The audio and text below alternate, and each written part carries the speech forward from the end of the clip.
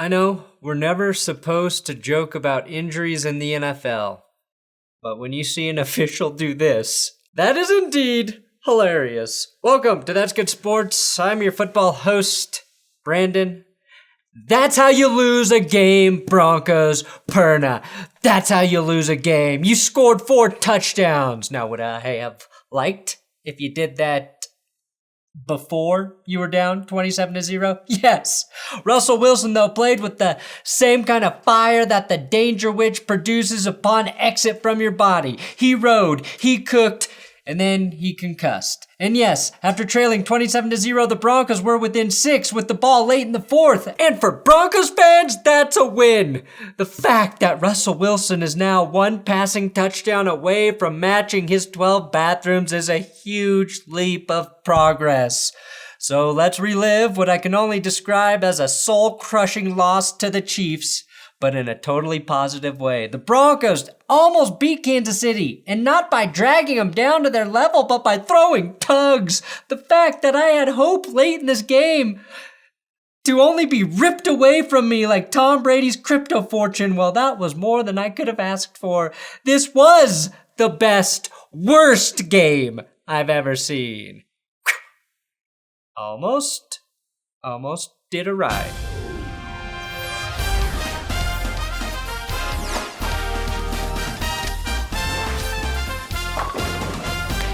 It's been 2,642 days since Denver last beat the Chiefs. Well, Kansas City, when the Seahawks beat your ass in the Super Bowl next year with whoever they select with the 2nd overall pick, which is what they currently have since you didn't let the Broncos win this game, oh, you'll only have yourself to blame. Oh, what's that? What's that? You think you're going to the Super Bowl this year? You gave up 28 points to the Broncos. An offense that many believe is the worst offense since before Andy Reid's mustache. And he's had that fucking thing since he was a baby. The last time the Broncos scored this many points, Andy Reid had to show his birth certificate to prove he was a 13-year-old boy and not indeed a mythical giant. Now, despite what Chiefs fans may believe about me, I'm gonna sack it up and show you how Kansas City jumped out to a 27-0 lead in this game, even though it might give me an ulcer, next to the 7 ulcers the Broncos have already given me this season. That's right, for every new worst game ever, they gave me exactly 1 new ulcer. Denver did indeed receive a little luck on Russell Wilson's first deep pass as it violently bounced off Trent McDuffie's face, instead of, being intercepted by Trent McDuffie. Sorry, Trent, you must now remove the word Duff from your last name. You don't deserve it. Duffman has a dinner date with his estranged daughter. After an opening drive field goal, Kansas City got to work with this pass to Travis Kelce, which led to Andy Reid not so coyly patting this official's butt. Careful, Andy. I know that's a natural reflex, but there are women officials now. Slap one wrong butt and... To see better TV, watch Channel 4, a TV code station. And then we got just truly a one-of-a-kind play that you won't believe unless you see. And the Chiefs were able to score another touchdown, even though Travis Kelce dropped the ball here. And again here, twice on the same drive, Kelce dropped these easy passes. But on the next play... And that, as painful as it was to relive, is how the Chiefs scored those 27 unanswered points. Still can't believe Travis Kelce dropped those passes, though. Did you catch that? And Chiefs fans should be very, very grateful that Andy Reid and Brett Veach are progressive enough to draft the second openly homosexual penis in NFL draft history when they selected Willie Gay Jr. back in 2020. Gay Willie, straight Willie, it doesn't matter to the Chiefs, and you know what? That's the way it should be.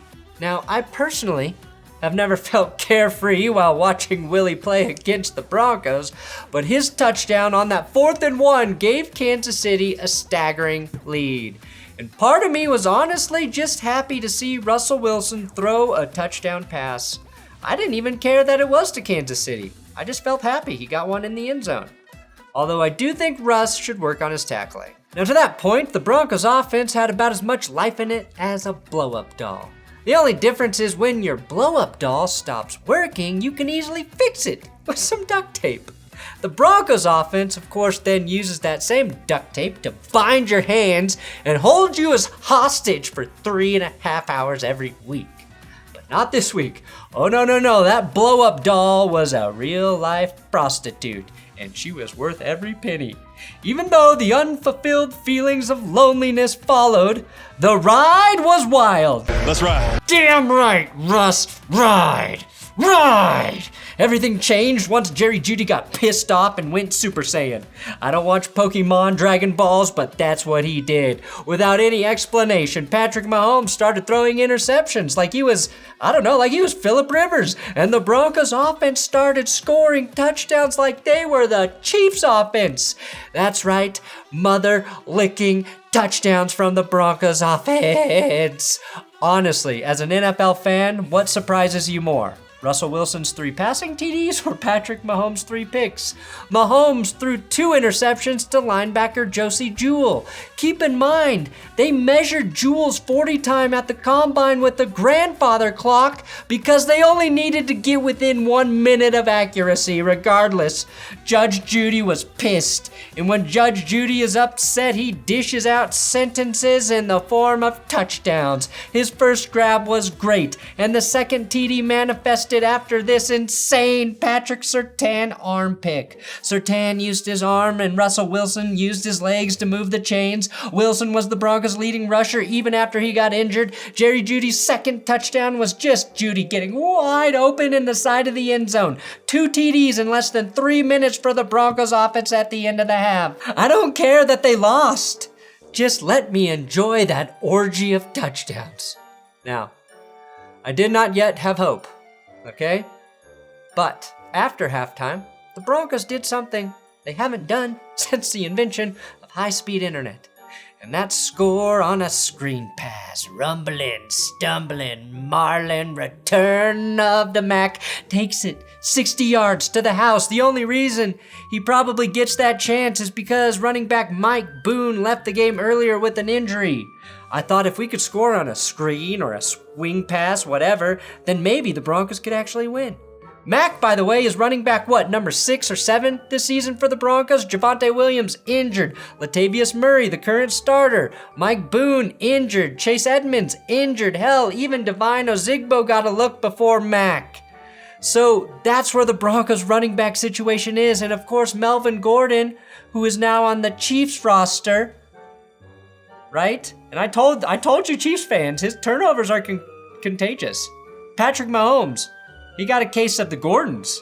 It's been exactly 2 years since Mahomes had 3 picks in a game. What's the difference? It's Melvin. Now, that was the last of the good. We resumed 2022 Bronco football as the defense really clamped down on Kansas City, forcing 3 and outs and sacking Patrick Mahomes, only to get nothing in return from the offense. Russell Wilson was truly going toe-to-toe with Mahomes, matching every one of his sacks, but somehow losing even more yards, probably to show he's better. Kansas City dropped Russ 6 times in this game, and the Chiefs now have the 3rd most sacks on the season. The 3rd quarter is really where Denver lost this game, though. And I get it, that's a pretty ballsy thing to say for a team that was down 27-0. But you know what they say, you can only contain tight end Noah Gray for so long. Every time Kansas City really needed a play, there appeared to be what I call zero coverage, no coverage, zone beaters, fuck my dreams coverage. Mahomes finished that drive with an unbelievable only Mahomes type throw to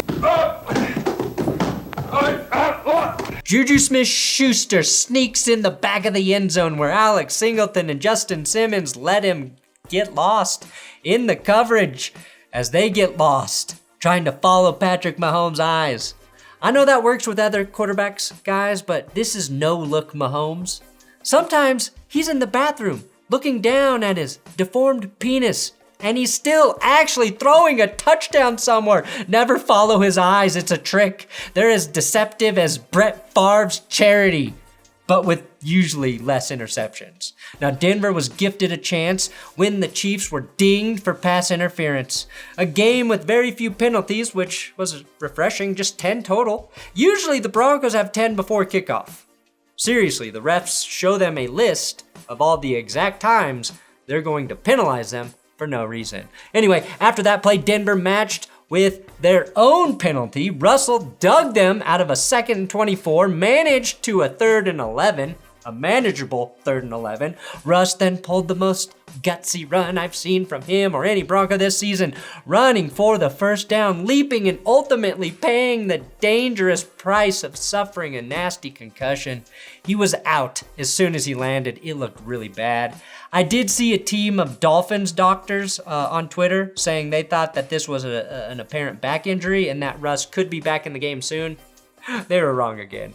The craziest shit, though, was on the next play. Nose tackle Mike Purcell, Russ's most vocal supporter, comes in at fullback, gets the carry, and scores. But it's called back because of a Broncos penalty. We robbed ourselves of a big man touchdown. Brett Rypien comes in, lasers the ball to Jerry Jeudy in the back of the end zone for the hat trick. Jeudy was the first Bronco receiver since the late Demaryius Thomas to have 3 touchdowns in a single game. DT did it against the Dolphins in 2014. With 10 minutes left in the game, the Broncos are down just 6. I begged for a 3rd Mahomes interception on the live stream during the game, and guess what? I got one. Josie Jewell and the Pussycats double up on the day. After that, though, I passed out due to shock. And in my dreams, the Broncos went on to win the game when Russell Wilson dropped back and threw his 4th touchdown pass of the game to Big Dick Decker for the game winner. That's how the game ended in my dreams, and that's how it's ending here. I refuse to acknowledge that the Chiefs have now won 14 straight. Who you calling straight? Whoa. I'm talking about the win streak, Willie Gay. Chill. Maybe show a little maturity too. It's just a name, buddy. I refuse, though, to acknowledge that the last time the Broncos won was when Obama was president. And I hate to get political, but bring back Obama. Bring back Obama. Let presidents have 3 terms. And I'm an independent voter. And if Biden thinks I'm voting for his ass, if this continues, he wrong. Hey, Joe, you want my vote? Let's just maybe send the Chiefs to Gitmo, okay? And at this point, I think we should move the Broncos to the AFC North and bring in the Bengals to the AFC West just so there's one damn team in the division who can beat the fucking Chiefs consistently. Walmart, aka the Broncos ownership, does plan to invest $100 million into stadium upgrades. And I hope that includes a suggested trapdoor on opponents' sidelines so we can dispose of the good players when we've had enough of them, like we're Mr. Burns. I also saw that Walmart deals with about $3 billion in theft from its stores every year. And here are their top 3 suspects. Anyway, I know the Broncos have been mathematically eliminated from the playoffs, but if the internet has taught me anything the last 6 years, it's that math is bullshit. And news is whatever you want it to be. So, I'll see you again in the playoffs, Kansas City. Thanks for watching. That's Good Sports. Not the worst game ever, but still pretty bad, just in different ways. Different stories, same terrible ending. Come back tomorrow when I recap all of the games from NFL Sunday. And subscribe.